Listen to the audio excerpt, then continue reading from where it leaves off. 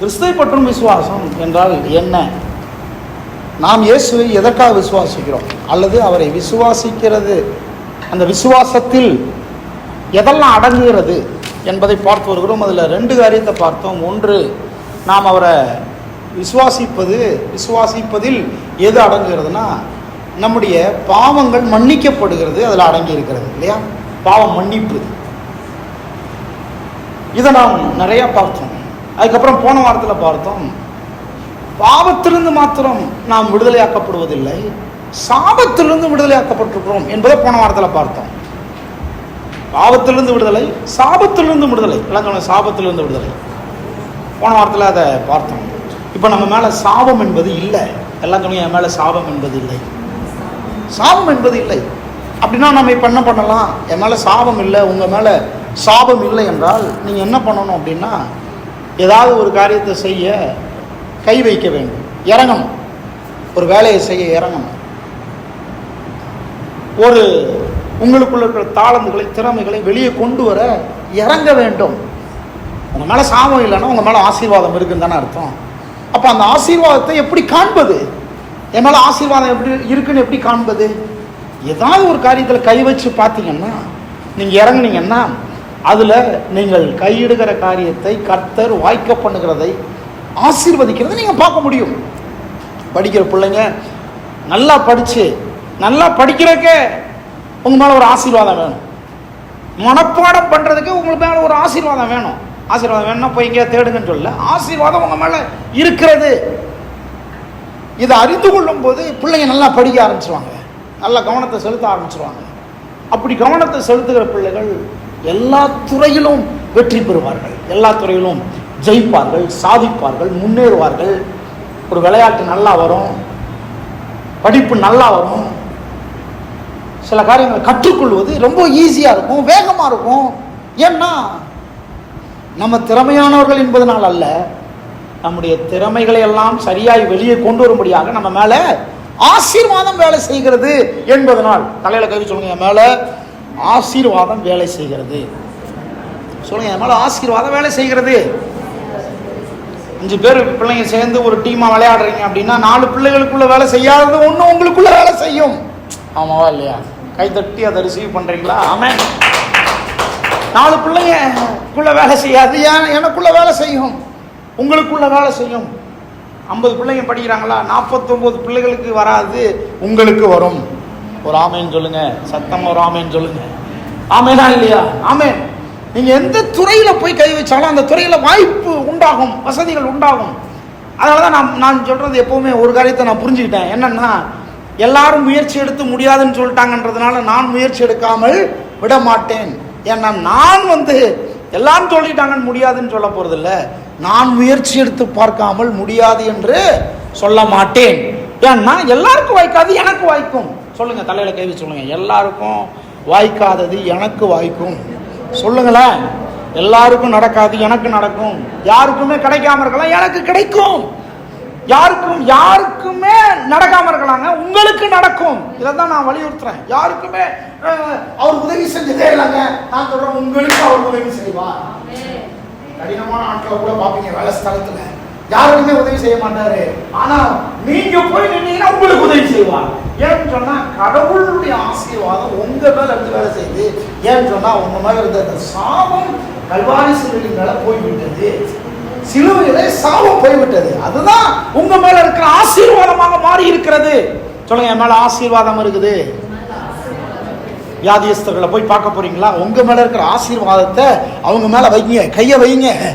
கை வச்சிங்கன்னா நான் சொல்றேன், நீங்க அவர் பிள்ளையா இருக்கிறதுனால, நீங்க அவருக்கு ரிலேஷனா இருக்கிறதுனால அது பலிக்குமோ பலிக்காதோ, உங்க மேல இருக்கிற ஆசீர்வாதம், உங்க மேல ஆசீர்வாதம் இருக்கிறதுனால உங்க மேல இருந்து இந்த சுகம் அவங்களுக்கு போய் பலிக்கும்.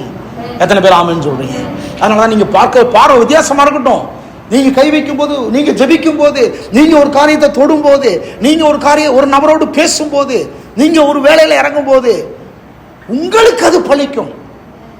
யாருக்குமே பலிக்கலன்றதுனால நீங்க முயற்சிக்காம போயிடாதீங்க, உங்களுக்கு அது பலிக்கும். யாருக்குமே முடியலன்றதுனால உங்களுக்கு முடியாதுன்னு போயிடாதீங்க, உங்களுக்கு பலிக்கும். நீங்க யூனிக் பர்சன், நீங்க தனித்துவமான நபர். நீங்க தனியா யோசிங்க, நீங்க தனியா சிந்திங்க. இல்லைங்க, எல்லா சொந்தக்காரங்களும் முயற்சி எடுத்து பார்த்துட்டாங்க. நான் சொல்கிறேன், எல்லாருக்கும் பலிக்காது, உங்களுக்கு பலிக்கும். இதுதான் பாருங்க கிறிஸ்துவை பற்றும் விசுவாசம். இது ஆண்டவருடைய பிள்ளைகளுக்கு வாய்க்கும், கிறிஸ்தவர்களுக்கு வாய்க்கும், தேவனுடைய பிள்ளைகளுக்கு வாய்க்கும், அவரை விசுவாசிக்கிற ஒவ்வொருவருக்கும் வாய்க்கும். அவர் விசுவாசித்து கடவுளுடைய சத்தியத்துக்குள்ள வந்துட்டாங்கன்னா, இந்த வார்த்தைக்குள்ள வந்துட்டாங்கன்னா அவர்களுக்கு எல்லாமே பலிக்கும். ஆமென். சொல்லுங்க, நான் பாவத்திலிருந்து விடுதலையாக்கப்பட்டிருக்கிறேன். இரண்டாவது, சாபத்திலிருந்து விடுதலையாக்கப்பட்டிருக்கிறேன். மூன்றாவது, வியாதியிலிருந்து நீங்கள் விடுதலையாக்கப்பட்டிருக்கிறீர்கள். அதான் இந்த பதில் வாசிக்கிறோம். மூன்றாவது, இது ரொம்ப முக்கியமான ஒரு காரியம், வியாதியிலிருந்து நான் விடுதலையாக்கப்பட்டிருக்கிறேன். நிறைய பேருக்கு என்னன்னா, வியாதி வந்ததுக்கு அப்புறம் தான் நான் வியாதியஸ்தன் நினைக்கிறாங்க. இல்லை, நம்முடைய சரீரமே வியாதி அடையக்கூடிய ஒரு நிலையிலே மாற்றப்பட்டிருக்கிறது. நல்லா கவனிங்க, ரொம்ப முக்கியமான வார்த்தை அது. நான் வியாதி வந்தாதான் வியாதியஸ்தன் இல்லை. இல்லைங்க, நல்லா தான் இருக்கிறேன். யாருக்கா வியாதி இருக்கா? கைகளை உயர்த்துங்க பார்ப்போம். யாருக்கா வியாதி இருக்கா? யாருக்காவது வியாதி இருக்கா? பாருங்க, யாருமே கை உயர்த்த மாட்டேன்றோம். ஆனால் சாட்சி சொல்லும் போது மட்டும் எனக்கு முடியாமல் இருந்தது அப்படின்னு சொல்கிறோம். வியாதி இருக்கா? இருக்கு. எல்லாருக்கும் வியாதி இருக்கு. எப்படி பாஸ்டர் நான் தான் வியாதி இல்லைன்றல? நல்லா கவனிங்க. முதல்ல வியாதி இருக்குதா இல்லையான்னு செக் பண்ணிட்டு நம்ம வியாதி இல்லைன்னு ஏன் சொல்றோம்னா, இப்போ இல்லை.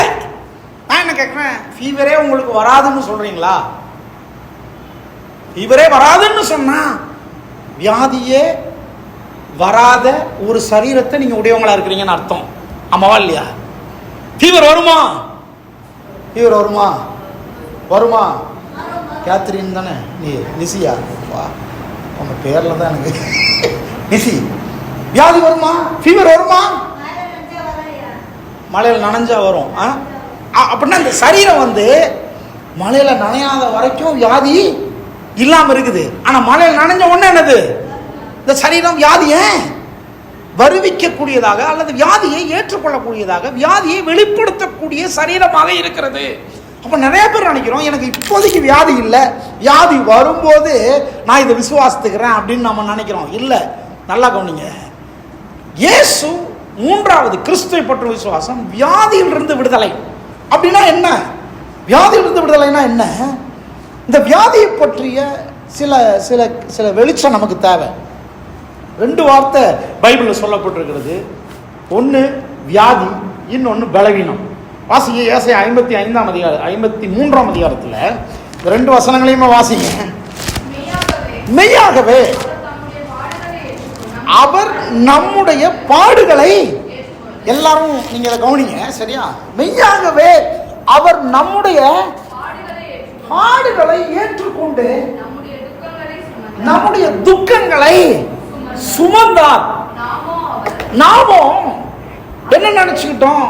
அவர் தேவனால் அடிக்கப்படுகிறார் நினைச்சுக்கிட்டோம். சிலுவையில் அவர் அடிக்கப்படும் போது அவரை தேவன் அடிக்கிறாரு, தேவன் அவர் கொல்றாரு, தேவனுக்கும் அவருக்கு ஏதோ ஒரு பிரச்சனை நினைச்சுக்கிட்டோம். ஆனா மெய்யாகவே அவர் நம்முடைய, சொல்லுங்க, நம்முடைய பாடுகள், சொல்லுங்க, என்னுடைய பாடுகள், அப்புறம் நம்முடைய துக்கங்கள், நம்முடைய பாடுகளையும் நம்முடைய துக்கங்களையும் மெய்யாகவே அவர் ஏற்றுக்கொண்டார். கல்வாரி சிலுவையில் அவர் பாடுகளையும் துக்கங்களையும் ஏற்றுக்கொண்டார். நாமும் அப்படி நினைச்சுக்கிட்டோம். வாசிங்க, சிறுமைப்பட்டவர் என்று எண்ணினோம்.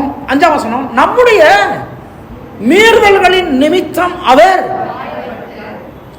காயம். எதனால? நம்முடைய மீறுதல்னால. மீறுதல் என்பது என்னது? அதுவும் பாவம் தான்.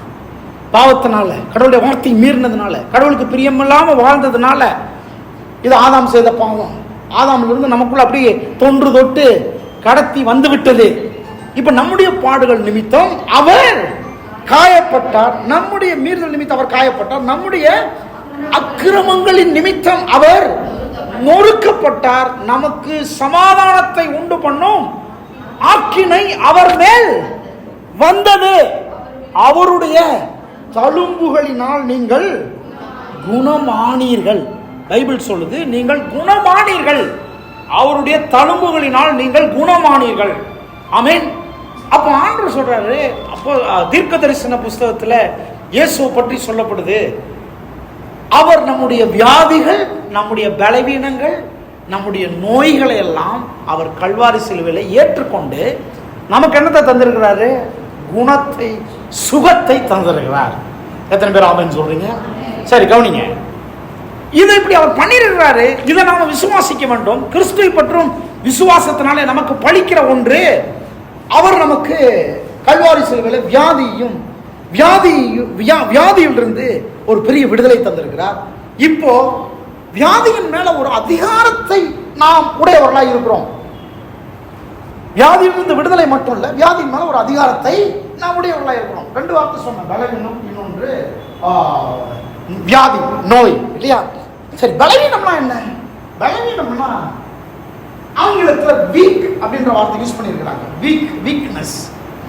அத அர்த்தப்படுத்தும் போது எப்படி சொல்லலாம் அப்படின்னா, ஒரே வார்த்தை தான் அதுக்கு, ரொம்ப ஈஸியா புரிஞ்சுக்கிற மாதிரி. என்னன்னா, இந்த பலவீனம் என்பது வயது மூப்பினால் வருகிற ஒரு கோளாறு, வயதாக வருகிற ஒரு கோளாறு, வயசு கோளாறு. இதுதான் பலவீனம். சில பலவீனங்கள் எல்லாருக்குமே இயற்கையாகவே இருக்குது. வயசு ஆகாக இல்ல, வாழை பசங்க இருக்கும் போது இருந்த அந்த பலன் குன்றி போகுது. வளர வளர பெரியவங்கள ஆக சரீர பலவீனம் என்பது ஆட்டோமேட்டிக்கா வருது. இது எதனால வந்துச்சு? பாவத்தினால. ஆதாம் செய்த பாவத்தினால இப்படிப்பட்ட ஒரு சரீர பலவீனம் என்பது வந்துவிட்டது. சரீரத்தில் பலவீனம் என்பது அப்படி ஒட்டிச்சு. பலவீனமே வராது அப்படின்ற சரீரமா இப்போ இல்ல. கடவுள் படைக்கும் போது அப்படிதான் இருந்துச்சு. பலவீனமே இருக்காது, வியாதியே வராது, சாவே வராது அப்படின்ற சரீரமா தான் கடவுள் நம்மளை படைச்சிருந்தார். முழு மனவர்க்கத்தை அப்படிதான் படைச்சிருந்தார். ஆனால் எப்போ மனுஷன் பாவம் செய்யறானோ அப்பொழுது இந்த சரீரத்துல பலவீனத்தையும் வியாதியையும் வர வைக்கக்கூடிய, அதாவது பலவீனம் அடையக்கூடிய, வியாதி அடையக்கூடிய ஒரு சரீரமாக அவன் அந்த சரீரத்தை மாற்றி விட்டான். அதாவது பலவீனம் என்பது இயற்கையாகவே மாறிவிட்டது. யாருமே நான் பலவீனம் ஆகவே மாட்டேன் அப்படிலாம் கிடையாது. யாருமே நான் வியாதி எனக்கு வராது அப்படின்லாம் கிடையாது. பலவீனம் அடையக்கூடிய, வியாதி வரக்கூடிய ஒரு சரீரமாக மாறிவிட்டது. இது சாகுற வரைக்கும் அப்படித்தான், அப்படிங்கிற அளவுக்கு மாறிடுச்சு. பாடு, துக்கம், பலவீனம், வியாதி, மரணம் இப்படிதான் லீட் பண்ணுது பாவம். யாருமே வியாதி அடைய மாட்டாங்க, யாருமே பலவீனம் அடைய மாட்டாங்க, யாருமே சாக மாட்டாங்க அப்படின்ற ஆட்கள் இந்த பூமியில கிடையவே கிடையாது. எல்லாருக்குமே அப்படிப்பட்ட ஒன்று நியமிக்கப்பட்டிருக்குது. அப்ப இந்த பலவீனத்தை ஆண்டு சொல்றாரு, எல்லா பலவீனங்களையும், எல்லா பாடுகளையும், எல்லா வியாதியும் நான் கல்வாரி சிலுவையில் சுமந்திருக்கிறேன். இப்போ நீ உனக்கு வரவே வராதுன்னு சொல்லல, ஆனால் வரும்போது அதை ஜெயிக்கக்கூடிய, அதை மேற்கொள்ளக்கூடிய, அதன் மேல ஒரு ஜெயம் எடுக்கக்கூடிய ஒரு நபராக இந்த உலகத்தில் நீ வாழ முடியும். அதுதான் அவரை பற்றி விசுவாசம். எத்தனை பேர் விசுவாசிக்கிறீங்க? நீங்க ஒன்னும் யோசிக்க வேண்டாம். பலவீனம் தானே, இதை ஜெயிக்கிறதுக்கு கிறிஸ்துவை பற்றும் விசுவாசம் தேவையா அப்படின்ற அளவுக்கு யோசிக்காதீங்க. கிறிஸ்துவை பற்றும் விசுவாசம் இந்த பலவீனத்தை ஜெயிப்பதற்கு ரொம்ப அவசியமா இருக்குது. இந்த சரீர பலவீனம் இயற்கையாகவே நம்மளோட ஒட்டிட்டு இருக்குது. இதை ஜெயிப்பதற்கு இயேசுவை பற்றும் விசுவாசம் ரொம்ப அவசியமா இருக்குது. நீங்க பேராசிட்டமல் மாத்திரை மேல வைக்கிற விசுவாசத்தை இயேசு மேல வைக்கணும். பேராசிட்டமல் உங்களுக்கு வேலை செய்தோ இல்லையோ, இயேசு உங்கள் பலவீனங்கள் உங்களை விடுதலையாக்க வல்லவர். ஹல்லேலூயா. சிலருக்கு மாத்திரை ஒத்தே வராது, சிலருக்கு இன்ஜெக்ஷன் ஒத்தே வராது, சிலர் டானிக் ஒத்தே வராது. அப்ப இந்த சரீரத்துக்கு என்ன வரும்? ஆண்டவருடைய இயேசுவை பற்றும் விசுவாசம் ஒத்து வரும். இயேசுவை பற்றும் விசுவாசத்தால் நீங்க பலவீனத்திலிருந்து விடுதலை ஆகலாம். இரண்டாவது, நோய் என்ற வார்த்தை பயன்படுத்தப்பட்டிருக்கிறது. நோய் சொன்ன நோய் நோய். பலவீனம் என்பது சரீர மூப்புனால, சரீர வயதாகிறதுனால வருகிற ஒரு பலவீனம். இந்த நோய் என்பது என்னன்னா, நிறைய பேர் நினைக்கிறாங்க நோய் என்றாலே இந்த ஃபீவர் தான் நோயே, இந்த கேன்சர் தான் நோயே அப்படின்னு நினைக்கிறாங்க. இந்த தலைவலி தான் நோயே, இந்த வயிற்று வலி தான் நோய் அப்படின்னு நினைக்கிறாங்க. இதெல்லாம் நோய் கிடையாது. இதெல்லாம் நோயினுடைய விளைவு. நோய் இருக்கிறதுனால வருகிற விளைவு தான் இதெல்லாம். நல்லா புரிஞ்சுங்க. ஃபீவர் இருக்குன்னு சொல்றீங்க, எப்படி ஃபீவர் இருக்குன்னு சொல்றீங்க? உடனே சொல்றீங்க தொட்டு பாருங்க அப்படின்றோம் இல்லையா? தொட்டு பாருங்க. தொட்டு பார்க்குறோம். தொட்டு பார்த்தா என்ன செய்யுது? நல்லா சில்லுன்னு இருந்தால் ஜுரம்னு அர்த்தமா? இல்லை, சூடாக இருந்தால் ஜுரம். நல்லா சூடாக இருக்குதான் ஜுரம். நான் என்ன கேட்குறேன், யோசித்து பாருங்க, இந்த சூடே ஜுரமா இல்லை ஜுரம் இருக்கிறதுனால சூடு அடிக்குதா? கீழே போடுறதுனால குளிருதா? கவனிங்க, சூடே ஜுரமா இல்லை ஜுரம் இருக்கிறதுனால சூடு அடிக்குதா? அப்படி கேட்டவங்க தான் நமக்கு யோசிக்க தோணுது. ஆமா சார், கரெக்டு தான் அப்படின்னு. ஆமா இல்லையா? சூடே ஜுரமா? இல்லை, சூடே ஜுரம் இல்லை. உள்ள ஜுரம் இருக்கிறதுனால தான் என்ன செய்யுது? சூடு அடிக்குது, தலை வலிக்குது. ஜுரம் உள்ள இருக்கிறதுனால தான். நல்லா கவனிங்க. அப்ப நோய் என்பது தலைவலியே நோய் இல்லை, வயிறு வலியே நோய் இல்லை, ஜுரமே நோய் இல்லை. இந்த நோய் என்பது என்னதுன்னா ஆங்கில வார்த்தையில் டிசீஸ், டிசீஸ் அல்லது டிசீசஸ் அப்படின்னு பயன்படுத்தப்பட்டிருக்குது. இந்த டிசீஸ்ன்றது என்னதுன்னா நோயின் அல்லது வியாதியினுடைய அந்த ஆரம்ப காரணி, அதை துவக்குகிற காரணி. இந்த வியாதியை, இந்த பலவீனத்தை, இந்த நோயை, இந்த தலைவலியோ கேன்சரோ எதுவாக இருந்தாலும் சரி, அந்த நோயை துவக்குகிற ஒரு காரணி, அதுதான் நோய். அது உள்ள இருக்குனால துவக்குது. உதாரணத்துக்கு பாவத்தை எடுத்துங்க. எது பாவம்? எது பாவம்? கீழ்ப்படியாமை பாவமா? கீழ்ப்படியாமை பாவமா? கீழ்ப்படியாமை பாவம். பொய் சொல்வது பாவமா? பாவம். திருடுவது பாவமா? பாவம். தண்ணி அடிப்பது பாவமா? பாவமா? பாவம் இல்லையா? தவறான பழக்கங்கள்லாம் பாவமா? சரி, அப்படின்னு சொன்னா கொஞ்சம் யோசித்து பாருங்க. ஆதாம் தண்ணி அடிச்சானா? ஆதாம் ஏதேன் தோட்டத்தில் தண்ணி அடிச்சானா? அப்ப அது பாவமா? ஐயோ, அப்ப தண்ணி அடிக்கலாமா? இல்ல, அப்படி இல்லை. ஆதாம் தண்ணி அடிச்சானா? ஆனால் ஆதாம் பாவம் செஞ்சானா? ஆதாம் தண்ணி அடிக்கவில்லை, ஆனா என்ன செஞ்சான்? பாவம் செய்தான். ஆதாம் தவறான பழக்கங்களை உடையவனா இல்லை, ஆனால் பாவம் செய்தான். அப்ப பாவம் என்பது இந்த தண்ணி அடிப்பது, இது பண்ணுவது, அது பண்ணுவதெல்லாம் இல்லை. அதுவும் பாவம் தான். அது என்ன அர்த்தத்தில் புரிஞ்சுக்கணும்னா, பாவம் உள்ள இருக்கிறதுனால இவைகள் எல்லாம் வெளியே வருகிறது. கீழ்ப்படியாமல் வெளியே வருது, தேவனுக்கு பிரியமில்லாத காரியங்கள் வெளியே வருது. இதெல்லாம் உள்ள பாவம்னு ஒண்ணு உள்ள இருக்கு. அதுதான் வேர், அதுதான் வேர். அதுதான் எல்லாவற்றையும் செய்ய தூண்டுகிறது. பொய் சொல்ல தூண்டுது, திருட தூண்டுது, களவு செய்ய தூண்டுது. இது எல்லாத்தையும் பண்ண வைக்கிறது தான் பாவம். பாவம் என்பது என்னது? பாவம் என்பது கடவுளுடைய வார்த்தையின்படி நடக்காதது. கடவுளுடைய வார்த்தைக்கு விரோதமாக நாம் கலகம் பண்ணுவது, கடவுளுடைய வார்த்தைக்கு விரோதமாக எழும்புவது, கடவுளுடைய அறிவுக்கு விரோதமாக நாம் நம்முடைய வாழ்க்கையை அவரோடு இணைந்து செயல்படுத்தாமல் போகுது. அதான் பாவம். அதனாலதான் இதெல்லாம் வெளியே வருது. அதனாலதான் கடவுளுக்கு பிரியமாக வாழ்வதுதான் பாவத்திலிருந்து நம்மை விடுதலையாக்கும். இப்படி எல்லாம் இருக்குது. அது மாதிரிதான் வியாதி அல்லது நோய் என்பது இந்த தலைவலி வயிற்றுவலி எல்லாம் நோய் இல்லை. நோய் என்பது உள்ள இருக்கிறதுனால இதெல்லாம் வெளியே வருகிறது. தலை வலிக்குது, வாய் வலிக்குது, பல்லு வலிக்குது, சரீரத்தில் பலவீனம் வருது. ஆண்டவர் தீர்க்கதரிசன புத்தகத்தில் சொல்லப்பட்டிருக்கிறது இயேசுவை பற்றி, அவர் எல்லா நோய்களையும் சுமந்தார். சொல்லுங்க, நோய்களை சுமந்தார். சத்தமா சொல்லுங்க, நோய்களை சுமந்தார். இந்த நோய்ன்றது என்ன வார்த்தை? எல்லா ஆரம்ப காரணிகளையும் அழித்தார். எல்லா நோயை உருவாக்கக்கூடிய எல்லா அந்த காரணிகள் எதனால துவங்குது, அதவே அழிச்சார். இப்போ அதுவே அழிக்கப்பட்டிருக்கிறதுனால ஆண்டவர் சொல்றாரு, இப்பொழுது நீங்க நோய் வந்துச்சுன்னா, பலவீனம் வந்துச்சுன்னா, அதை நீங்கள் விசுவாசித்து அதை ஜெயிக்க முடியும், அதன் மேல அதிகாரத்தை செலுத்த முடியும். அதுவே அழித்து விட்டது. அதன் மேலேயே ஒரு ஜெயத்தை கல்வாரி சிலுவையிலே எடுத்து விட்டார். அப்படின்றதுனால இப்பொழுது அங்க அந்த உலகத்துல இருக்கிறதுனால அது வருது. இப்போ நீங்க இந்த உலகத்தில் இருக்கும் பொழுது நீங்கள் ஒன்றை விசுவாசிக்க முடியும்.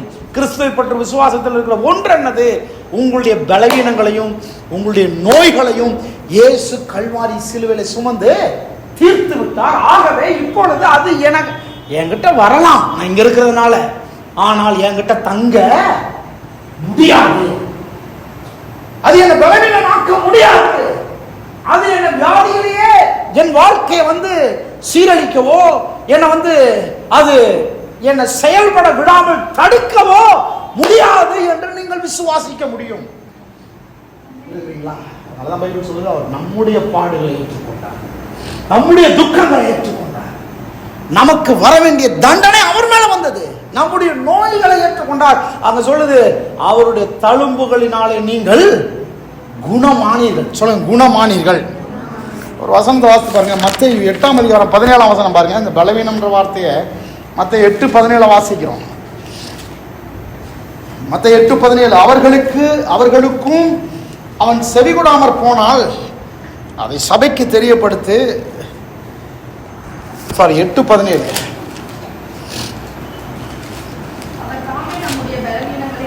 நல்லா வாசிங்க. அவர் தாமே நம்முடைய, எல்லாரும் வாசிங்க, அவர் தாமே, எல்லாம் சொல்லுங்க, அவர் தாமே நம்முடைய பலவீனங்களை ஏற்றுக்கொண்டு நம்முடைய நோய்களை சுமந்தார் என்று ஏசாயா தீர்க்கதரிசியினால் உரைக்கப்பட்டது. சொல்லுங்க, பலவீனங்களை ஏற்றுக்கொண்டார்.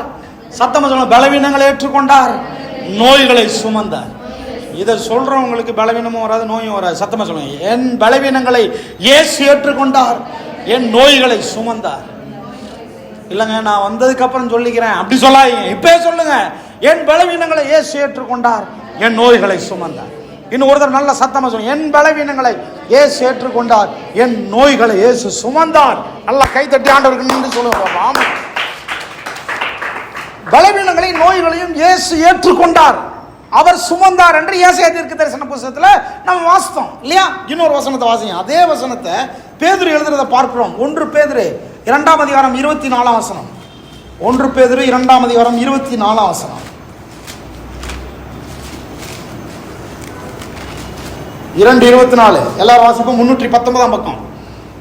நாம் பாவங்களுக்கு செத்து நீதிக்கு பிழைத்து இருக்கும்படிக்கு அவர் தாமே தமது சரீரத்திலே நம்முடைய பாவங்களை சுமந்தார். அவருடைய தழும்புகளால், சொல்லுங்க, அவருடைய தழும்புகளால் நான் குணமானேன். குணமானீர்கள். சொல்லுங்க, குணமானேன். சொல்லுங்க, குணமானேன். தலையில கை வச்சு சொல்லுங்க, குணமானேன். யாரையும் பார்க்காம சொல்லுங்க, நான் குணமானேன், நான் சுகமானேன். நீங்க இப்படி சொல்ல சொல்ல நரம்புகளுக்குள்ள, எலும்புகளுக்குள்ள, ரத்த நாளங்களுக்குள்ள ஒரு தெய்வீக சுகம் நீங்கள் ஊறுகிறத பாப்பீங்க. இந்த சரீரத்துல பலவீனம் வந்தாலும் அந்த பலவீனத்தை ஜெயிக்கக்கூடிய ஒரு நோய் எதிர்ப்பு சக்தி கிறிஸ்துவை பற்றும் விசுவாசத்தின் மூலமாக நம்முடைய சரீரத்துக்குள்ள வருகிறது. சொல்லுங்க, நான் அவருடைய தழும்புகளினால் குணமானேன். சத்தமா சொல்லுங்க, நான் அவருடைய தழும்புகளினால் குணமானேன். குணமானேன். சொல்லுங்க, குணமானேன். நம்ம வீட்டுக்கு போயிட்டு அப்புறம் நான் பலவீனமா இருக்கிறேன், இதா இருக்கிறேன்னு சொல்லக்கூடாது. நான் குணமானேன் அப்படின்னு சொல்லணும். பேதுரு சொல்றாரு, நீங்கள் குணமானீர்கள். அவருடைய சரீரத்திலே பாடுகளையும் பலவீனங்களையும் ஏற்றுக்கொண்டார். அவருடைய சரீரத்தில் உங்கள் நோய்களை ஏற்றுக்கொண்டார். அப்படின்னா எதுக்கு சார் வியாதி வருது? இப்படிதான் கேட்டுட்டு உட்காந்துருக்கீங்க. நல்லா தெரியுது, உங்க முகத்திலே எழுதி இருக்குது. அப்படின்னா எதுக்கு வியாதி? வியாதி வரும், வியாதி வரத்தான் செய்யும், பலவீனம் வரத்தான் செய்யும். ஏன்னா நீங்க இங்க இருக்கிறீங்க, அதனால இந்த பூமியில இருக்கனால அது வரத்தான் செய்யும். சொல்லுங்க, வரத்தான் செய்யும். அப்படி வரும்போது நாம் அதை ஜெயிப்பதற்கு ஒன்று நமக்கு ரொம்ப முக்கியமா இருக்குது. அது என்னது? அவரை பற்றும் விசுவாசம். சொல்லுங்க, அவரை பற்றும் விசுவாசம்.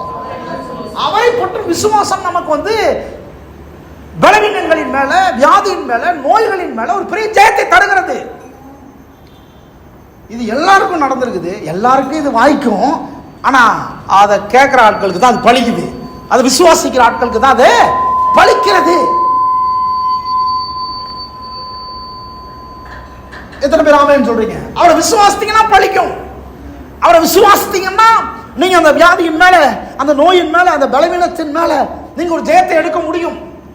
நீங்க விசுவாசிக்கும் போதே, அந்த எண்ணம் உங்களுக்குள்ள வரும்போதே நீங்க என்ன செய்வீங்க அப்படின்னா, அப்படி அப்படி நினைக்கும் போதே உங்களுடைய சரீரத்துக்குள்ள ஒரு விதமான பலன் ஊறுகிறத நீங்க பார்ப்பீங்க. ஒரு விதமான நோய் எதிர்ப்பு சக்தி பெறுகிறத நீங்க பார்ப்பீங்க. இங்க பேதர் சொல்றாரு, அவருடைய சரீரத்தில் சுமந்து தீர்த்தார். சொல்லுங்க, அவருடைய சரீரத்தில் ஏற்றுக்கொண்டார். ஏன் வியாதி, ஏன் நோய், ஏன் பலவீனத்தெல்லாம் அவர் சரீரத்தில் ஏற்றுக்கொண்டார். ஏற்றுக்கொண்டார்னா 5 அர்த்தம். என்ன 5 அர்த்தம்? ஒன்று, இந்த வசனம் சொல்லுது, கிறிஸ்துவின் சரீரம் ஒரு சிலுவையை அல்ல, நம்முடைய பாவங்களையே சுமந்திருக்கிறது. ஃபர்ஸ்ட் அதை விசுவாசிக்க வேண்டும். விசுவாசிப்பதற்கு ரொம்ப முக்கியமான காரணம் இருக்கு. ஒன்று, அவர் சிலுவையை தூக்குனார், ஒரு மரத்தை தூக்குனார் நினைக்காதீங்க. அவர் சிலுவை அல்ல, எதை முதல்ல தூக்குனாரு? நம்முடைய பாவங்களே சுமந்திருக்கார். சொல்லுங்க, நம்முடைய பாவங்களை சுமந்திருக்கிறார். முழு மனுவர்க்கத்துடைய பாவங்களே அவர் சுமந்திருக்கிறார். ஒன்று. ரெண்டாவது, இந்த வசனம் என்ன சொல்றதுன்னா, கிறிஸ்துவுடைய சரீரத்தில் உண்டான அந்த தழும்புகள், அடி, ரத்த காயங்கள், சரீரம் அப்படியே ஒரு உளப்பட்ட நிலம் போல பிளந்துச்சுன்னு சொல்றாங்க. அந்த சரீரத்தில் உண்டான தழும்புகளை மட்டும் அந்த சரீரம் சுமக்கல. அது என்னத்தை காமிக்குது? முழு மனுவர்க்கத்தினுடைய வியாதிகளை சுமந்ததை காண்பிக்கிறது. தழும்புகள் எல்லாம் முழு மனுவர்க்கத்தினுடைய வியாதிகள்.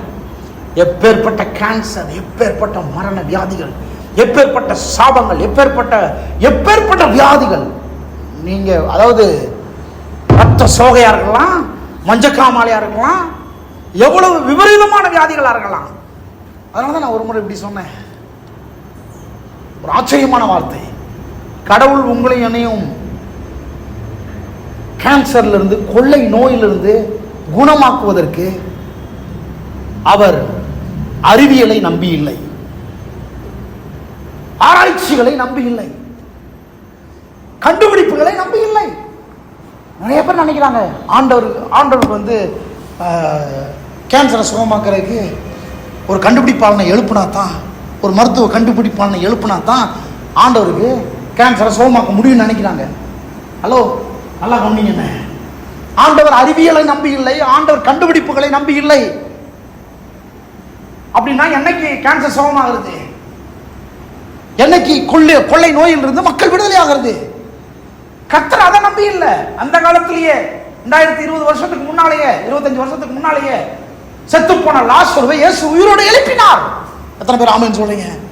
மரித்து போனவங்களை உயிரோடு எழுப்பினார்கள். அப்போ ஆண்டவரிடத்தில் இருக்கிற வல்லமை இந்த பூமியிலே உண்டாகிற கண்டுபிடிப்புகளை விட பெரியது. ஆண்டவரிடத்தில் இருக்கிற வல்லமை இந்த பூமியில் இருக்கிற மருத்துவ ஆராய்ச்சிகளை விட பெரியது. எத்தனை பேர் ஆமென் சொல்றீங்க? கைகளை உயர்த்தி ஒரு ஆமென் சொல்லுங்க. ஆமா, யாருக்கு என்ன வரும்னு தெரியல, எவ்வளவு பெரிய வியாதி இருக்குன்னு தெரியல. ரவி சகரியாஸ் என்ற ஒரு பெரிய ஒரு தேவ ஊழியக்காரர், இந்தியாவில் பிறந்த ஒரு மனுஷன், உலகளாவிய விதத்தில் ரொம்ப ஃபேமஸானவர் ரவி சகரியாஸ். போன ஒரு வருடத்துக்கு முன்னால் நினைக்கிறேன் மரித்து போனார். எதனால் மரித்து போனார் தெரியுமா? கேன்சர்னால் மரித்து போனார். அவ்வளோ அழகான மனுஷன், ரொம்ப அழகாக இருப்பார், ரொம்ப ஒரு ஜயாண்டிக் பர்சன். பல லட்ச மக்களை நடத்தினவர் கடவுளுக்குள்ளாக. கேன்சரால் மரித்து போனார். எதுக்காக சொல்ல வரேன்? வியாதி, பலவீனங்கள், இந்த மாதிரி கொள்ளை நோய்கள் வரும்போது கடவுள் யாரு கண்டுபிடிப்பாளர்களை எழுப்பலாம் அப்படின்லாம் நம்பி இல்லை. ஒருவேளை ஃபியூச்சரில் எழும்பலாம், அது ஒன்றும் தப்பு கிடையாது. ஆனால் இன்னைக்கு இருக்கிற அந்த பிரச்சனைக்கு, இன்னைக்கு இருக்கிற அந்த வியாதிக்கு, இன்னைக்கு ஒரு நபருக்கு இருக்கிற அந்த கொள்ளை நோய்க்கு மருந்தாக கர்த்தர் யாராவது ஒருத்தரை பல வருஷம் கழிச்சு எழுப்பணும்ன்றக்கா காத்துக்கிட்டு இல்லை. கர்த்தர் தம்முடைய வல்லமையினால எந்த ஒன்றையும் செய்ய வேண்டாம். பைபிள் சொல்றது, அவருடைய தழும்புகளே நம்முடைய வியாதிகளை, நோய்களை குணமாக்கக்கூடியதாக, எல்லா வியாதிகளையும் எல்லா சாபங்களையும் ஏற்றுக்கொண்டிருக்கிறது. இப்ப நாம் அதை விசுவாசிக்க முடியும். எப்பேற்பட்ட கேன்சர் பர்சனும், எப்பேற்பட்ட கொள்ளை நோயில் இருக்கிற மனுஷனும் இதை விசுவாசிக்க முடியும். பைபிள் சொல்றது, அவர் தழும்புகளை பார்க்கும் போது நீங்க என்னத்தை பாக்குறீங்க? அது அவர் அடிபட்டதுனால உண்டான தழும்புன்னு பார்க்காதீங்க. அந்த ஒவ்வொரு தழும்பும் முழு மனு வர்க்கத்தினுடைய வியாதிகள். சொல்லுங்க, வியாதிகள். சொல்லுங்க சத்தமா, வியாதி. முழு மனு வர்க்கத்தினுடைய நோய்கள். என்ன நோய் இருந்தாலும் சரி, என்ன வியாதி இருந்தாலும் சரி, என்ன பலவீனம் இருந்தாலும் சரி. நிறைய பேர் சொல்றாங்க, இந்த சுகரு, பிளட் ப்ரெஷர், இதெல்லாம் வச்சு என்ன சொல்றாங்க? இது தலைமுறையாக வர நோயின்றாங்க. ஆமாவா இல்லையா? அப்படித்தானே சொல்றாங்க. நான் என்ன கேட்குறேன், ஆதாமுக்கு இப்போ பிபி இருந்ததா? ஆதாம் வந்து சுகரில் பாதிக்கப்பட்டாரா? கொஞ்சம் யோசித்து பாருங்க. இப்போ அம்மாவுக்கு சுகர் இருக்குது அப்படின்னா அவங்க அம்மாவுக்கு சுகர் இருந்ததா? இல்லையே. இவங்களுக்கு எப்படி வந்துச்சு? உங்க அப்பாவுக்கு சுகர் இருந்ததா? இல்லையே. இன்னும் சொல்ல போனா அந்த நாட்களில் சுகரு பிபின்றதை கண்டுபிடிக்கவே இல்லையே. இப்படி ஒரு வியாதி இருக்குன்னு கண்டுபிடிக்கவே இல்லை. ஆனா எப்படி பூசிக்கு முழுங்குறாங்க, இது வந்து அப்பாவுக்கு இருந்தா வருங்க, தாத்தாவுக்கு இருந்தா வரும். நான் என்ன கேட்குறேன், அப்பாவுக்கு இல்லை தாத்தாவுக்கு இல்லை, உங்களுக்கு எப்படி வருது? அப்பாவுக்கு இல்லை தாத்தாவுக்கு இல்லை, உங்களுக்கு எப்படி வந்துச்சு? அப்ப கொஞ்சம் யோசித்து பாருங்க. அப்ப எந்த வியாதி எப்போ வருது? எப்போ வேணாலும் வரலாம். அப்போ இதெல்லாம் அந்த பாவத்தினுடைய ஒரு பாவம் உண்டாக்கின வலி, அது வலியை உண்டாக்கிருச்சு. அதனால இப்ப என்ன செய்யுது? எந்த வியாதியும் வர வைக்குது.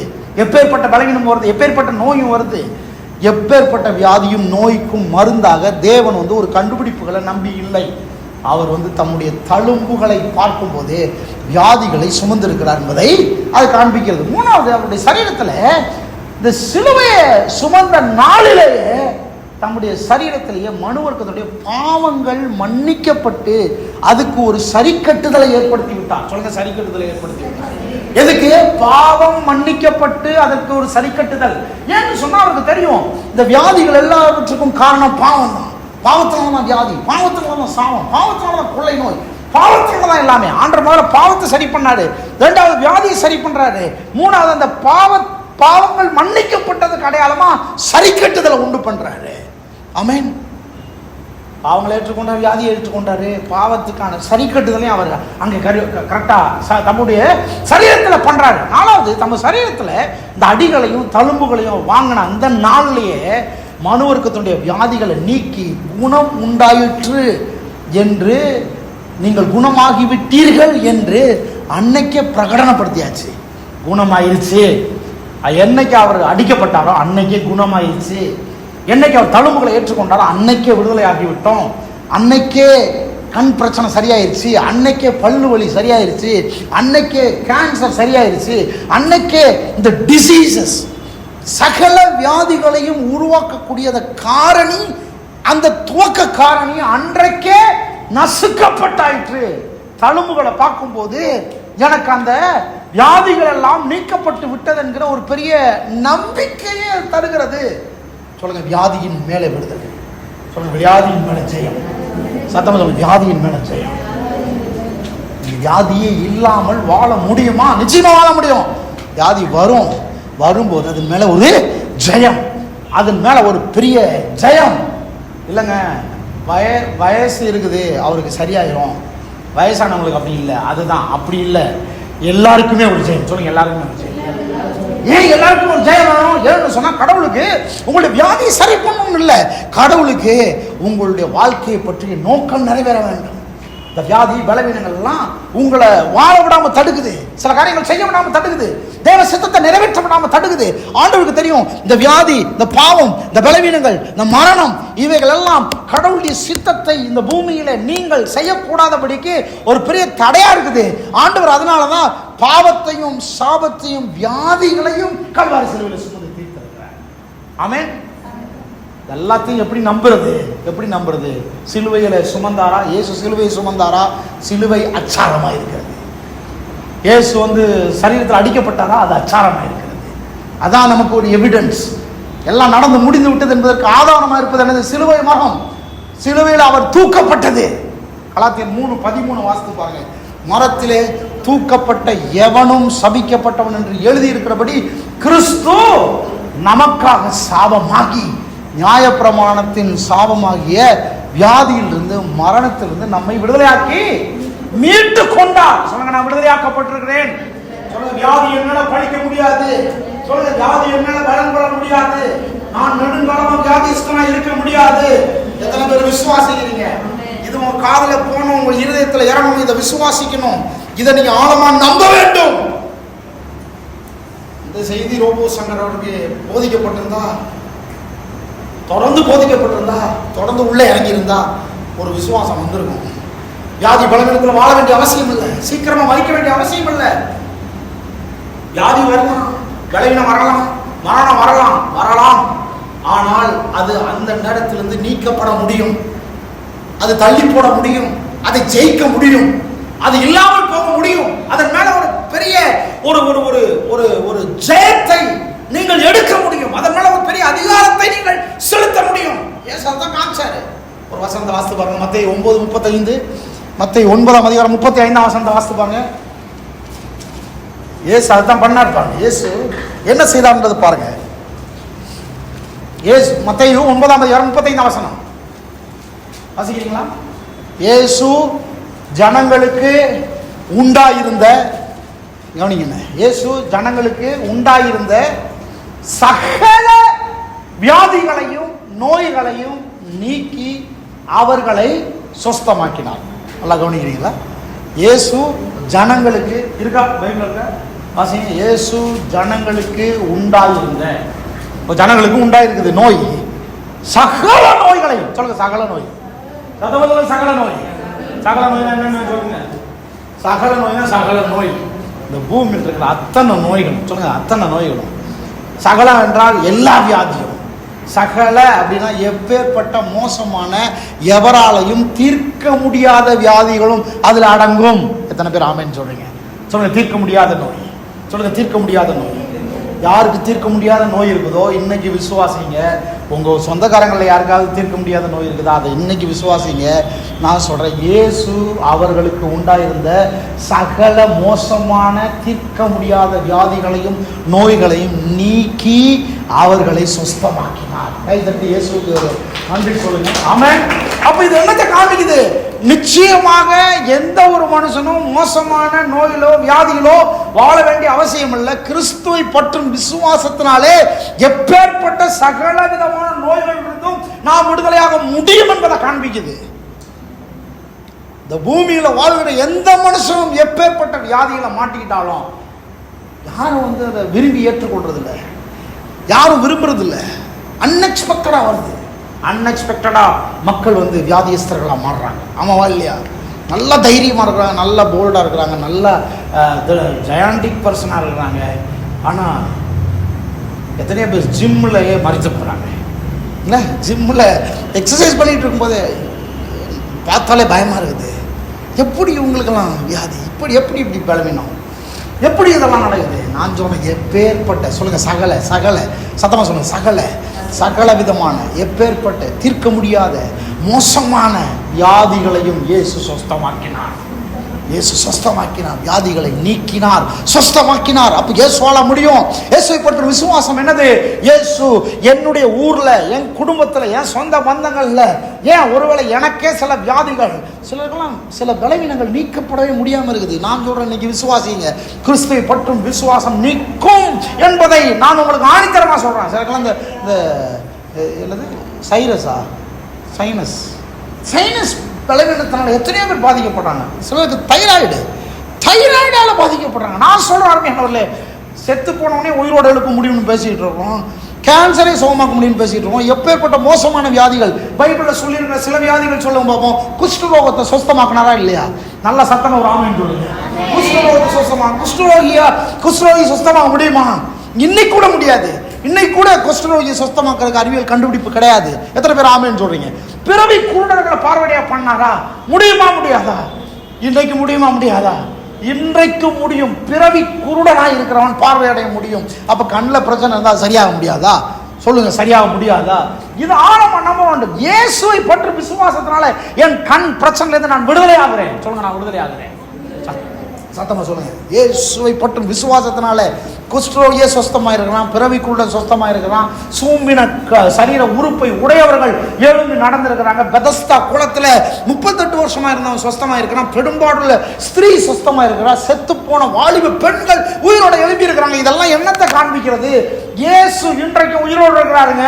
இயேசுவை பற்றி விசுவாசம் என்பது என்னது?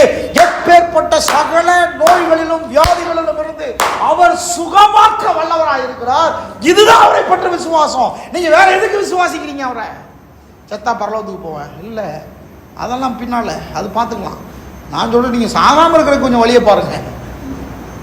செத்தா பரலோகத்துக்கு போறது ரசிக்கப்பட்டீங்கனாலே போதும். ஆனா அந்த பூமியில சாகாம இருக்கணும். பிள்ளைகளுடைய கல்யாணத்தை நடத்தி வைக்கணும். இந்த பூமியில சாகாம இருக்கணும். ஊழியத்தை செய்யணும், இந்த பூமியில சாகாம இருக்கணும், தேவனுடைய ராஜ்யத்தை கட்டணும், இந்த பூமியில சாகாம இருக்கணும், என் பிள்ளைகளுக்கு நல்ல நிலைமை அவங்கள கொண்டு வந்து நிறுத்தணும், தேவனுடைய சித்தத்தின் நிலைமையில என் பிள்ளைகளையும் தலைமுறையும் கொண்டு வந்து நிறுத்தணும். எத்தனை பேர் ஆமென் சொல்றீங்க? சங்கீதம் 91 கடைசி வசனம் சொல்லுது, நீடித்த நாட்களால் நான் அவனை திருப்தியாக்கி. எவ்வளவு நாளே? நீடித்த நாள். நீடித்த நாள்னா என்ன அர்த்தம்? நீடித்த நாள்னா 100 வருஷம் இல்லை, நீடித்த நாள்னா 500 வருஷம் இல்லை. ஏங்க, நீடித்த நாள்னா நான் அவனை திருப்தியாக்குகிற நாள். அவன் திருப்தியாகி, நீடித்த நாட்களால் நான் அவனை திருப்தியாக்கி என் ரட்சிப்பின் மேன்மை என்னதென்று காண்பிப்பேன். ரட்சிப்பின் மேன்மை என்னது? என்னது? நீடித்த நாட்களால் வாழ வைப்பது. கைத்தட்டி ஒரு ஆமென் சொல்லுங்க. நீடிய நாட்கள் வாழ்ந்திருப்பது. தலையில கை சொல்ல, நான் நீடிய நாள் வாழ்ந்திருப்பேன். தலையில கை சொல்ல, நான் நெடுநாள் வாழ்ந்திருப்பேன். ஆசையோடைய மறிக்க மாட்டேன். சொல்லுங்க, ஆசையோடைய மறிக்க மாட்டேன், கனவுகளோடு மறிக்க மாட்டேன். Don't die with your dreams. Don't die with your visions. கனவுகளோடைய, தரிசனங்களோடைய. சிலருக்கெல்லாம் பாருங்க, நிறைய பேருடைய மரணங்கள் இப்படி இருக்கும்போது தான் ரொம்ப வேதனைக்குரிய விஷயம். உள்ள ஆசை இருக்கும், விருப்பம் இருக்கும், டக்குன்னு செத்து போவாங்க. ஆசையோடைய, தரிசனத்தோடைய, கனவுகளுடைய, விருப்பங்களுடைய நான் மறிக்க மாட்டேன். எல்லாத்தையும் நிறைவேற்றி, பார்த்து, அனுபவித்து. சொல்லுங்க சத்தமா, நிறைவேற்றி, பார்த்து, அனுபவித்து. சத்தமா சொல்ல மாட்டேன்றீங்க, சொல்றீங்களா இல்லையா? எல்லாத்தையும் நான் அனுபவிப்பேன், எல்லாவற்றையும் பார்ப்பேன், என் பிள்ளைகளின் வாழ்வை காண்பேன். சத்தமா சொல்லுங்க, தலைமுறைகளின் வாழ்க்கையை காண்பேன். ஆமென். நிறைய பேருக்கு எல்லாம் வாழ்ந்து முடிச்சாச்சு பிரதர். என்னத்தை வாழ்ந்து முடிச்சிங்க? நிறைய பேர் சொல்லுவாங்க, வாழ்ந்து முடிச்சாச்சு பிரதர். என்ன வாழ்ந்து முடிச்சிங்க? ஒன்றும் வாழ்ந்து முடியல. பிள்ளைகளின் பிள்ளைகளை காண வேண்டும். தலையில் வச்சுக்கணும், பிள்ளைகளின் பிள்ளைகளை காண வேண்டும். 100 தலைமுறை பார்க்கணும், 1000 தலைமுறை மட்டும் நான் கிருபை பாராட்டுவேன்னு சொல்லியிருக்கிறாரு. நீங்கள் இப்படி கேட்குறது ஒன்றும் ரொம்ப தப்புன்னு நினைக்காதீங்க. சாகாமல் இருக்கிறதுக்கான வரத்தை பெற்றுக்கொண்டு வந்தோம். இந்த பூமியில் மனுஷனை பிறக்கும்போது எப்படி பிறந்தான்? அவனை கர்த்தர் உண்டாக்கும் போதே அவன் சாகக்கூடாதுன்னு உண்டாக்குனாரு. கர்த்தர் அவனை உண்டாக்கும் போதே அவன் வாழ்க்கையில் வியாதி பலவீனமே கிடையாது. அவன் தேவ சாயல், தேவ ரூபம், மறிக்கவே கூடாதுன்னு உண்டாக்குனாரு. இவன் பாவம் செஞ்சதுனால இப்படி ஆகிப்போச்சு. ஆதாம் எப்படி மறிச்சான்? ஆதாம் 900 சில்லற வருஷம், மெத்துசலா 900 சில்லற வருஷம், 900 வருடங்கள் வாழ்ந்தாங்க. அட்லீஸ்ட் நம்ம ஒரு 800 வருடமாவது. ஓ லார்ட், நான் சொல்கிறேன், கர்த்தர் நம்மளை வாழ வைப்பார். எவ்வளோ நாள் வாழணும் கர்த்தருக்கு அது தெரியும். கர்த்தர் நம்மளை எவ்வளோ நாள் வாழ வைக்க விரும்புகிறாரு? நீடித்த நாட்களால் நான் அவனை திருப்தியாக்கி என் ரட்சிப்பின் மேன்மையை அவருக்கு காண்பிப்பேன். எத்தனை பேர் ஆமென் சொல்லுங்க? ரட்சிப்பின் மேன்மையை காண்பிப்பார். பூரண வயதில் மரித்தார்கள். ஆபிரகாம் பூரண வயதில் மரித்தார். யோசேப்பு பூரண வயதில் மரித்தார். மோசே பூரண வயதில். மோசே தான் எழுதினாரு 70-80 வருஷம். ஆனால் 120 வருஷம் அவரே வாழ்ந்தாரு. சொல்லுங்க, பூரண வயது.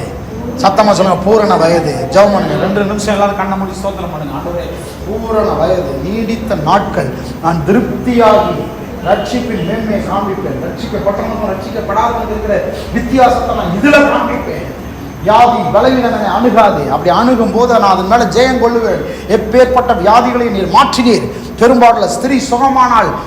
38 வருடம் பெதஸ்தா குளத்தில் இருந்த மனுஷன் சுகமானான். சூம்பின கையை காலை உடைய உறுப்புகளை உடையவர்கள் சொஸ்தமானார்கள். செத்து போனவர்கள் உயிரோட எழுப்பினார்கள். பிறவி குருடன் சொஸ்தமானான். குஷ்ட ரோகி சொஸ்தமானான். யாருங்க சுகமாகல? பைபிள்ல எவ்வளவு மோசமான வியாதி பலவீனங்கள் இருந்தவர்களும் சுகமானார்கள். நான் சொல்றேன், உங்களுடைய சைரஸ் ப்ராப்ளம் சரியாகும், உங்களுடைய தைராய்டு ப்ராப்ளம் சரியாகும், உங்களுடைய ஸ்டமக் பெயின் சரியாகும், உங்களுடைய கேன்சர் சரியாகும். கைத்தட்டி ரிசீவ் பண்ணுங்க. உங்களுடைய அடிக்கடி வருகிற தலைவலி சரியாகும். ஜெபம் பண்றதுனால சரியாகாது, இயேசுவை பற்றும் விசுவாசத்தினால சரியாகும். இயேசு விசுவாசிங்க. அவர் எல்லாம் சுமந்து தீர்த்துட்டாருன்னு விசுவாசிங்க. அவர் எல்லாவற்றையும் ஏற்றுக்கொண்டாருன்னு விசுவாசிங்க. ஏசு எப்படி இதெல்லாம் செஞ்சார்? அவருக்கு 2 அறிவு. ஒரு அறிவு என்னன்னா, அவருக்கு ஒரு புரிதல் இருந்தது. இந்த பூமியில்னா இதுக்காக தான் வந்தேன்ற புரிதல். ஏசாயா 61ஆம் அதிகாரத்தை வாசித்துப்பாங்க. 1ஆம் வசனம். 61ஆம் அதிகாரம் 1ஆம் வசனம். ஏசாயா 61ஆம் அதிகாரம் 1ஆம் வசனத்திலிருந்து வாசிங்க. அங்கே நிறைய வார்த்தை சொல்லப்பட்டிருக்கு. நான் சொல்கிறேன், காயங்கட்டுதல். சொல்லுங்க, காயங்கட்டுதல். அவர் சொல்றாரு, ஏசு என்னை எதுக்காகத்தான் அனுப்பியிருக்கு, பிதாவாகிய தேவன் என்னை எதுக்காகத்தான் அனுப்பியிருக்கிறாரு அப்படின்னு சொல்றாரு. எதுக்காகன்னா காயங்கட்டுதல். சொல்லுங்க, காயங்கட்டுதல். சொல்லுங்க, என்னோட காயங்கட்டுதல். 2வது விடுதலை, 3வது குணமாக்குதல், இன்னும் 4வது கட்டவிழ்த்தல், 5வது நீதியை சரி கட்டுதல், 6வது ஆறுதல் செய்தல், 7வது சீர்படுத்தல், 8வது சிங்காரத்தை, ஆனந்த தைலத்தை, துதியின் உடையை கொடுத்தல். இதுக்காகத்தான் கர்த்தர் என் மேல அபிஷேகம் பண்ணியிருக்கிறான்னு இயேசு சொல்றாரு. இதுக்காகத்தான் கர்த்தர் என் மேல அபிஷேகம் பண்ணியிருக்காரு. எதுக்காக? எனக்கு என்னோட சொல்ல காயம் கட்டுதல், சத்தமா சொல்ல காயம் கட்டுதல். எதுக்கு அங்க திரும்பி பாக்குறீங்க? நீங்க முன்னால பார்ப்போம். வரலையா? வரல. ஓகே. ஓ, ஸ்வீட்டி ஆஃப் பண்ணும்போது இதை ஆஃப் பண்ணியிருக்கேன், அதனால தான். No problem. ஓகே, சொல்ல காயம் கட்டுதல், விடுதலை, குணமாக்குதல், கட்டவிழ்த்தல், நீதியை சரி கட்டுதல், சத்தமா சொல்லுங்க, ஆறுதல் செய்தல், சீர்படுத்தல், சிங்காரத்தை, ஆனந்த தைலத்தை, துதியின் உடையை கொடுத்தல். இதுக்குத்தான் இயேசு மேல ஒரு அபிஷேகம் இருக்குது. இதுதான் இயேசு வந்தார். இப்போ இவைகளை எல்லாம் ஜனங்களுக்கு கொடுக்க வந்த பரிகாரி நான் தான் அப்படின்ற அறிவு தான் அவருக்கு ஒரு தைரியத்தை. இதுக்காக நான் வந்திருக்கேன். இயேசுவை பற்ற விசுவாசம் எதுக்கு? இயேசு ஏன் விசுவாசிக்கணும்? இயேசு விசுவாசிக்கிறதுனால நமக்கு என்ன வருது அப்படின்னா, அவர் அந்த தைரியத்தில் வருது, அந்த புரிதல் தான் அவர் வேலை செய்யறாரு. 2வது அவருக்கு என்ன ஒரு உறுதியான நம்பிக்கை அப்படின்னா, இதுக்குத்தான் பிதா என்ன அனுப்பி இருக்கிறார். இந்த தைரியத்தில் தான் அவர் செய்யறாரு. அவருக்கு ஒரு நல்ல புரிதல், இதெல்லாம் பண்றதுக்கு தான் நான் இந்த பூமிக்கு வந்திருக்கிறேன். அதனாலதான் அவருக்கு வியாதியை பார்த்து பயம் இல்லை, அவருக்கு மரணத்தை பார்த்து பயம் இல்லை. அவருக்கு பாருங்க, செத்து கிடக்குறாங்க, உயிரோட எழுப்புறதுக்கே ஒரு தைரியம் வேணும். உயிரோட எழுப்புறதுக்கு ஒரு வல்லமை வேணுமோ இல்லையோ? அங்கே செத்து போன ஆட்கள் முன்னால் நிற்கிறதுக்கே ஒரு தைரியம். எல்லாம் வழி விழுங்க, நான் உயிரோட எழுப்புறேன் அப்படின்னு சொல்லி போறதுக்கே ஒரு தைரியம். ஏசு எப்படி போறாரு? என்ன புரிதல்ல போறாரு? அவருக்கு ஒண்ணு நல்லா தெரியும், இதை செய்யறதுக்கு தான் என் மேல விசேஷித்த அபிஷேகம் இருக்கிறது என்று போகிறார். சொல்லுங்க, விசேஷித்த அபிஷேகம் இருக்கிறது. இயேசுவை பற்றி விசுவாசம் என்பது என்னது? அவர் மேல விசேஷித்த அபிஷேகம் இருக்குது. அவர்கிட்ட நான் போகும்போது, அவரை நான் விசுவாசிக்கும் போது, அவர் மேல இருக்கிற அந்த விசேஷித்த அபிஷேகம் என் மேல வேலை செய்யும். எப்பேற்பட்ட பலவீனத்தோட நான் இருக்க வேண்டிய அவசியம் இல்லை, எந்த நோயிலையும் நான் இருக்க வேண்டிய அவசியம் இல்லை. நீங்க சொல்ல மாட்டேன்றீங்க, இதை நீங்க சொல்லணும். எப்பேற்பட்ட வியாதியில, பலவீனத்துல, நோயில இருக்க வேண்டிய அவசியம் இல்லை.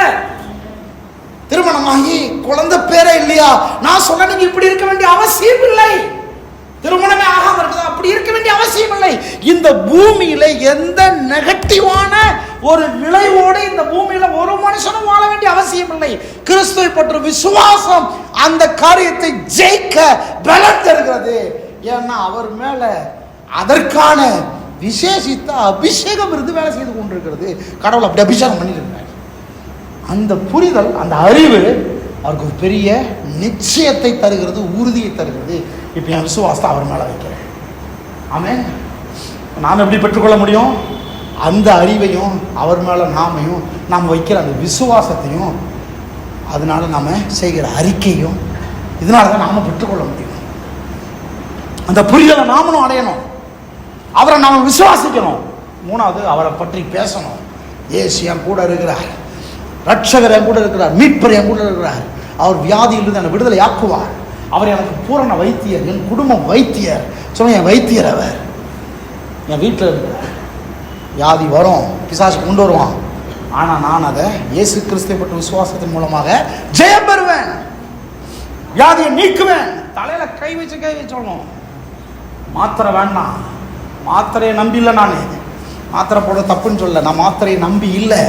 மாத்திரை பலம் கொடுக்காம இருக்கலாம், ஆனால் இயேசு கிறிஸ்துவை பற்றி விசுவாசத்தினாலே. எத்தனை பேர் ஆமென் சொல்றீங்க? கண்ணில் கை வச்சு சொல்லணும், இயேசு கிறிஸ்துவை பற்றும் விசுவாசத்தினாலே இந்த கண்களில் தெய்வீக சுகம் வேலை செய்கிறது, பார்வை கோளாறு சீராகிறது சொல்லணும்.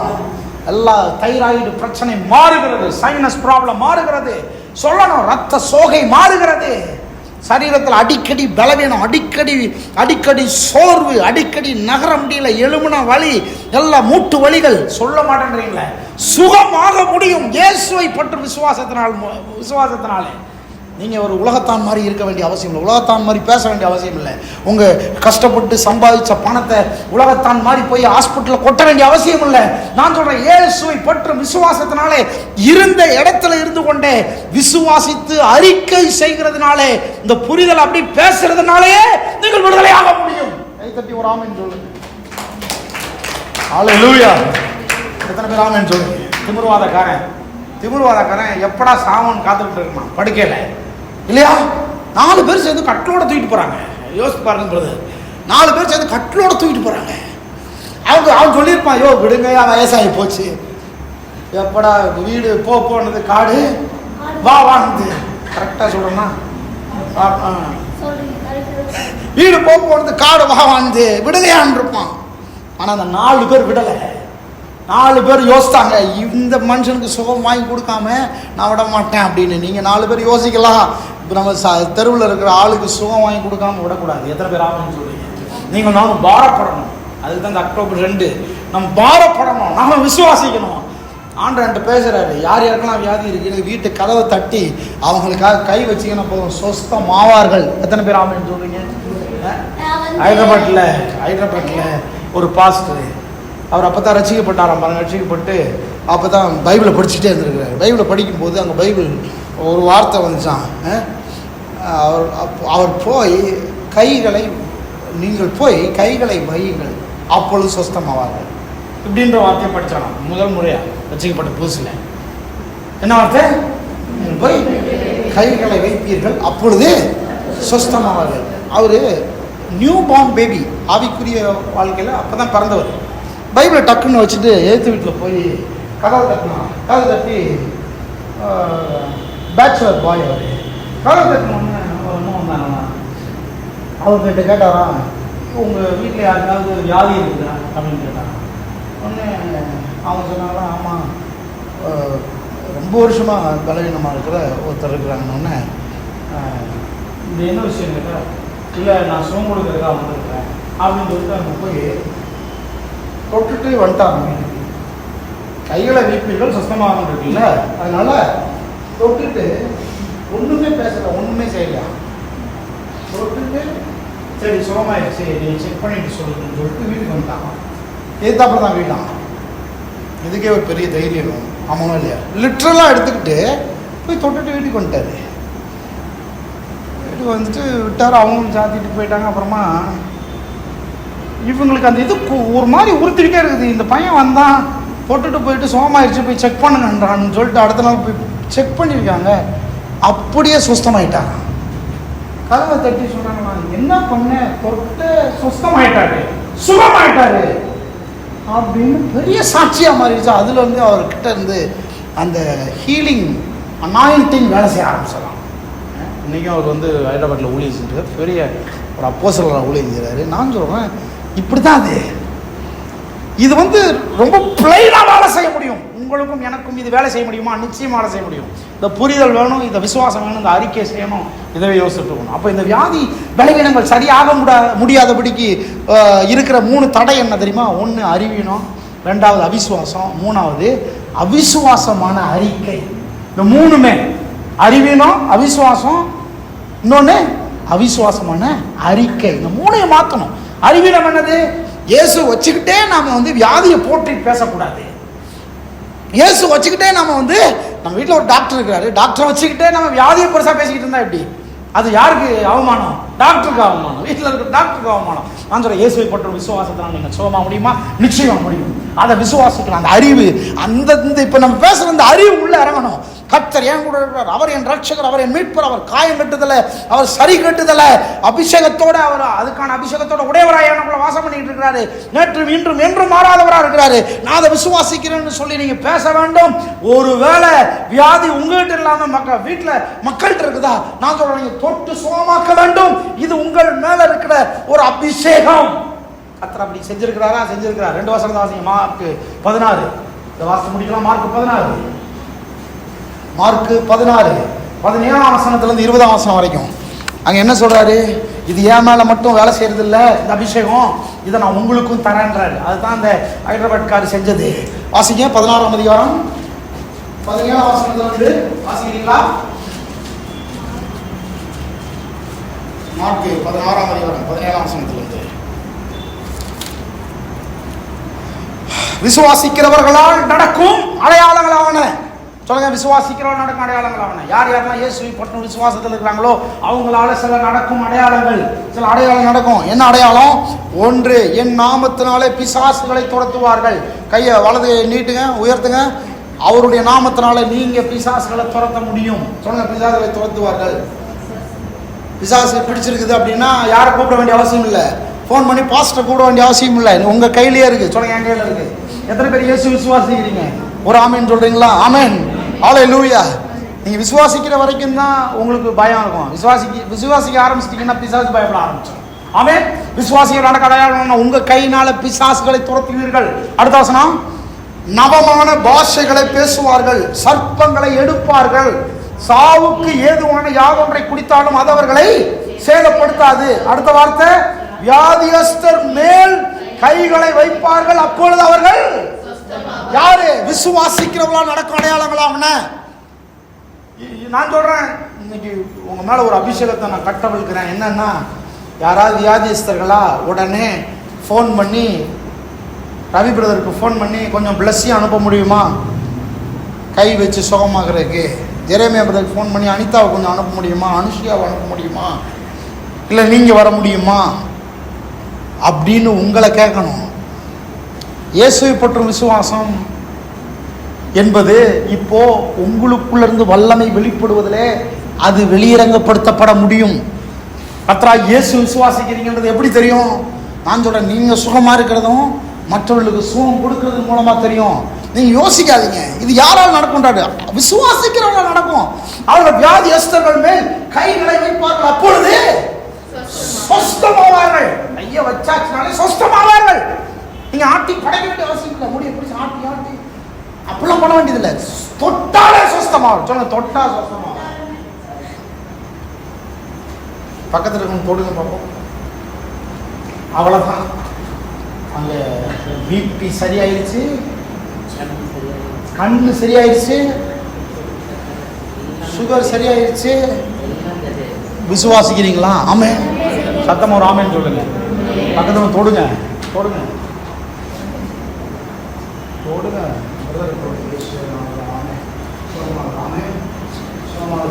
விசுவாசிங்க, சுகமாகுது. ஆமென் சொல்லுங்க, சுகமாகுது. ஆமென். வியாதியஸ்தர்கள் மேல் கைகளை வைப்பார்கள், அப்பொழுது சுஸ்தமாகும். இன்னொரு வசனம் வாசி, 10, 18, 19, லூக்கா 10, 19. ஆண்டவர் இது நமக்கு கொடுத்துருக்கிறாரு. இது ஒரு வரம், இது ஒரு அபிஷேகம்.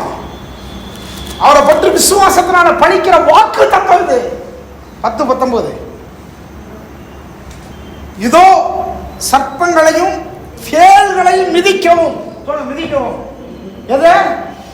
சர்ப்பங்களை தேள்களை மிதிக்கவும், சத்துருவினுடைய சகல வல்லமையையும் மேற்கொள்ளவும் உங்களுக்கு அதிகாரம் கொடுக்கிறேன். கைத்தட்டி ஆண்டவர் நன்றி சொல்லுங்க. உங்களுக்கு எனக்கு அதிகாரம் கொடுக்கிறாரு. இதை வாசிக்கிறவங்களுக்கு அதிகாரம், இதை விசுவாசிக்கிறவங்களுக்கு அதிகாரம். சர்ப்பங்களை மிதிக்க, தேள்களை நசுக்க, சத்துருடைய சகல வல்லமையும் மேற்கொள்ளுகிற அதிகாரம். எத்தனை பேர் ஆமென் சொல்றீங்க? ஒன்றும் உங்களை சேதப்படுத்தாது. ஒன்றும் உங்களை சேதப்படுத்த மாட்டாது. ஒன்றும் உங்களை சேதப்படுத்தாது. அதனால்தான் நான் ஒன்று விசுவாசிக்கிறேன். நீங்கள் நிறைய பேருக்கு ஸ்கூலுக்கு போகாததுக்கு ஒரு தடை என்னது? ஃபீவர் வர்ற மாதிரி இருக்கு. என்னது? மேற்கொள்றாங்களே ஃபீவர் வர்ற மாதிரி இருக்கு. வர்ற மாதிரி இருக்கான், அதனாலேயே ஸ்கூலுக்கு போகிறதில்ல. வேலைக்கு போகிறதுக்கு இது ஒரு சாக்கு. தலை வலி வர்ற மாதிரி இருக்கு, வேலைக்கு போகிறதுக்கு சாக்கு. கோயிலுக்கு போகிறதுக்கு ஒரு சாக்கு. என்னது? அப்படியே உடம்புலாம் டயர்டாக இருக்கு. இதெல்லாம் பேசவே கூடாது. கிறிஸ்துவை பற்றி விசுவாசம் என்னது? தலைவலி இருக்கும் போதான் என்ன செய்யணும்? நறுக்குன்னு எந்திரிச்சு பச்சை தண்ணியில் குளிச்சுட்டு கடன்னு துணி மாட்டிக்கிட்டு வராது. இவ்வளோ பிரசங்கம் பண்ணி இன்னும் அதிகமாக வரணும்னு சொன்னீங்கன்னா பிரசங்கம் உள்ள இறங்கலன்னு அர்த்தம். ஆமென் சொல்லுங்க. இந்த மாதிரி இந்த காரணம் காட்டுறது தான் இருக்கக்கூடாது. பகவான் கேட்டு காரணம் காட்டுறது. எதுக்கு? என்ன காரணம்? அப்படி உடம்பு செல்லாம் போயிடுச்சு பிரதர், தலைவலி வந்துடுச்சு பிரதர். அதை நம்ப வைக்கிறதுக்கு வேறு அதை எக்ஸ்பிளைன் பண்ணுவாங்க பாருங்க. எப்படியெல்லாம் எக்ஸ்பிளைன் பண்ணுறது? அப்படியே ஒரு மாதிரி ஆயிடுச்சு பிரதர், மயக்கம் போட்டு கீழே விழுகிற மாதிரி ஆயிடுச்சு பிரதர். எல்லாம் விழலை, ஒன்றும் நடக்கலை, அப்படி ஆயிடுச்சுன்னு சின்ன பிள்ளைங்க ஸ்கூலுக்கு போகிறதுக்கு காரணம் சொல்லுவாங்களே, அந்த மாதிரி சபைக்கு போகிறதுக்கு, வேலைக்கு போகிறதுக்கு. நான் சொல்கிறேன், இதெல்லாம் மூட்டை கட்டி ஒதுக்கி வச்சிங்கன்னா தான் உங்கள் வாழ்க்கையில் கிறிஸ்துவை பற்றும் விசுவாசம் வேலை செய்கிறத நீங்கள் பார்ப்பீங்க. ஆமேனா இல்லையா? ஆமேனா இல்லையா? என்னைக்காவது நான் ஆப்ஷன் போட்டிருக்கேன்னா சர்ச்சுக்கு நான் ஆப்ஷன் போட்டேன் அப்படி அப்ப எனக்கு தலைவலியே வந்தது இல்லைன்னு நினைக்கிறீங்களா? எனக்கு இருக்கிற தலைவலி பிரசங்கம் பண்ணவே முடியாத தலைவலி.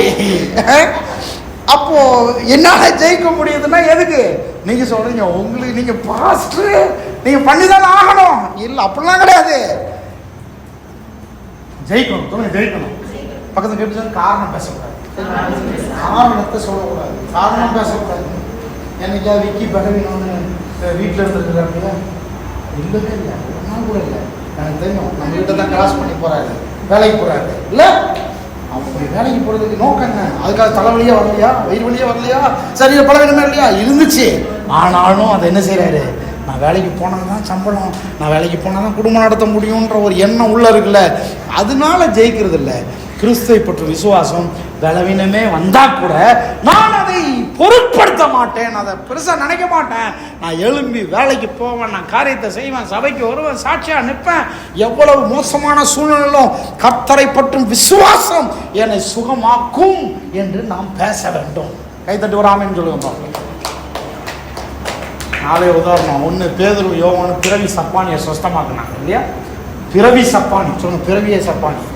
அப்போஸ்தலர் 3ஆம் அதிகாரத்துல அப்போஸ்தலர்லாம் செஞ்சாங்க. பிறவி சப்பானியை சொஸ்தமாக்குறாங்க. ரெண்டாவது உதாரணம், பேதுருடைய நிழல் பட்டு செத்து போன உயிரோடு எழுப்பினாங்க. பேதுருடைய நிழல் பட்டு செத்து போன உயிரோடு எழுப்பினாங்க. மூணாவது, பவுல் செத்து போன ஒரு வாலிபனை உயிரோடு எழுப்புறாங்க. அப்போஸ்தலர் 20ஆம் அதிகாரத்தில் இந்த ஒரே ஒரு வசனத்தை வாசிங்க. இப்போ நம்மளாலையும் முடியாது ஒன்றுமே இல்லை. மத்தேயு 17, எல்லாரும் எழுப்பி நின்று இதை வாசித்து முடிப்போம்.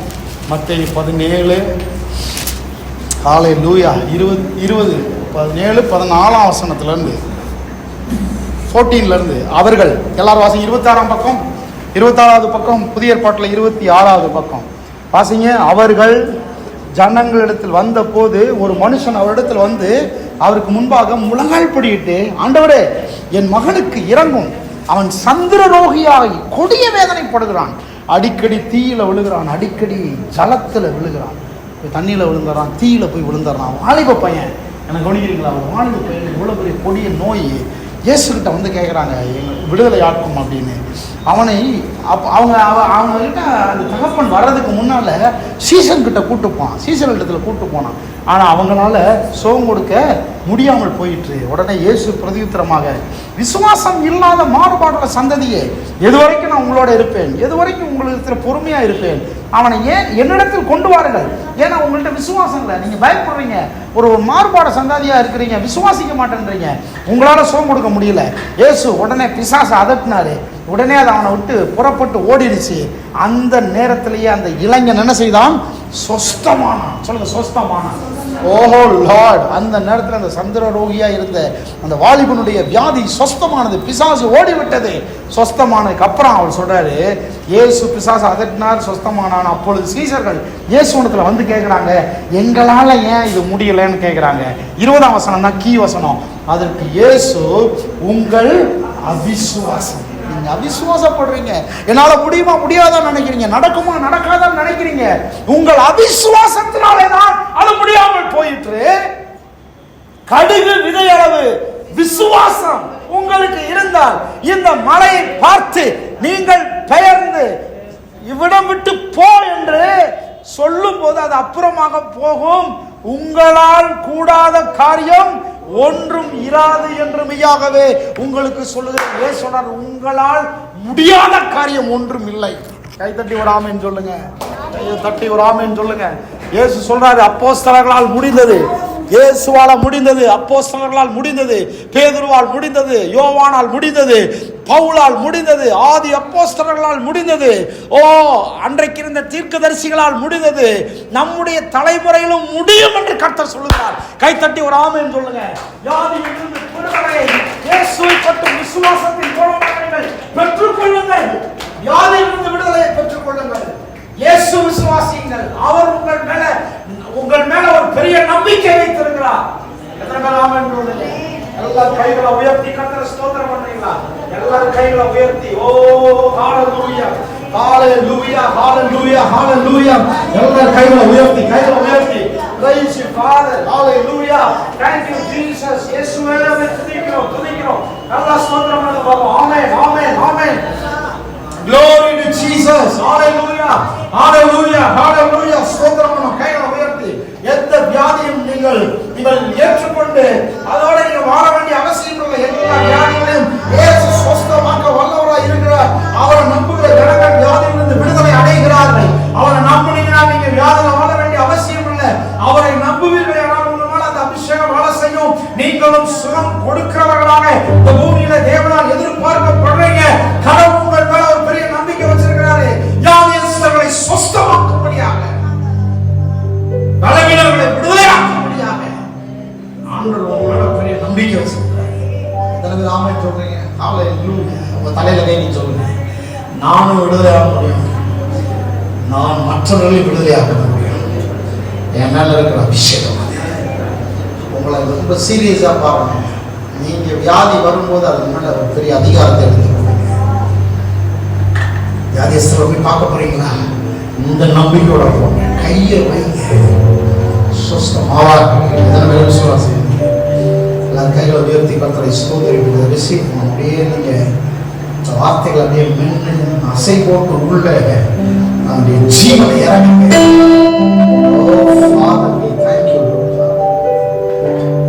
அடுத்த வார்த்தை நிறைய சாட்சிகள் உண்டாகும். நீங்க சுகமாகிறத பார்ப்பீங்க. அது ஒரு பெரிய சாட்சியா மாறும். நீங்க அநேகருக்கு விடுதலை கொடுத்தீங்கன்றத ஒரு சாட்சியாக மக்கள் நேரத்தில் நிரம்பி பணிவார்கள். இதற்கு விசுவாசம் இதாவது இந்த நல்ல வார்த்தைகளுக்காக ஸ்தோத்திரம். இது அப்படியே நாம் விசுவாசிக்கிறோம், மனதார ஏற்றுக்கொள்கிறோம். வார்த்தைகளுடைய உள்ளத்துல போய் அற்புதமான வேலைகளை செய்வதற்காக ஸ்தோத்திரம்.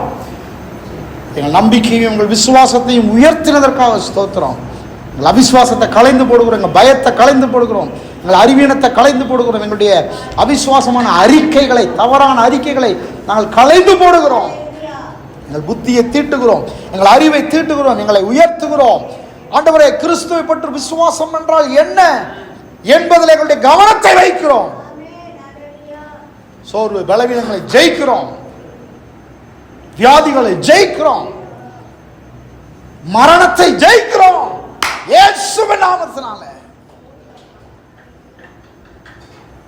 அப்படியே ரிசீவ் பண்றோம். ஆண்டவரே, நீர் அப்படியே செய்ததுக்காக ஸ்தோத்திரம். மகிமையெல்லாம் உமக்கே செலுத்துகிறோம். இயேசுவின் நாமத்தில் ஜெபிக்கிறோம் நல்ல பிதாவே.